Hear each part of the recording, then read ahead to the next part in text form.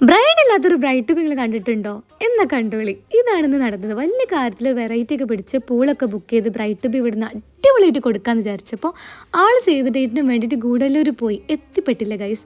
Pool book ചെയ്താൽ correct ടൈമിൽ നമ്മൾ പൂളിന് കയറണമല്ലോ. അപ്പോൾ ഞങ്ങൾ പൂളൊക്കെ പോയി അടിപൊളിയായിട്ട് എൻജോയ് ചെയ്ത് കേക്കും എല്ലാം സെറ്റ് ചെയ്തിട്ടുണ്ടായിരുന്നു കേട്ടോ.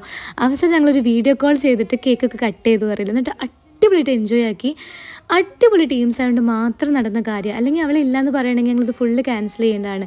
പക്ഷേ the teams were like so amazing എന്നൊക്കെ പറയുമല്ലോ. ഞങ്ങൾ നല്ല രീതിക്ക് എൻജോയ് ചെയ്ത് കേക്ക് കട്ടി പുതിയ കപ്പിളിനായിട്ട് കേക്കൊക്കെ കട്ട് ചെയ്യിപ്പിച്ച് ഇതിൻ്റെ ഇടയിൽ ആൾ കരഞ്ഞു. ബ്രൈഡ് ഭയങ്കര കരച്ചിലായിരുന്നു അറിയില്ലേ. ആൾക്ക് നല്ല സങ്കടമായി. ഇതായിരുന്നു കേട്ടോ അവസ്ഥ. നല്ല കരച്ചിലായിരുന്നു.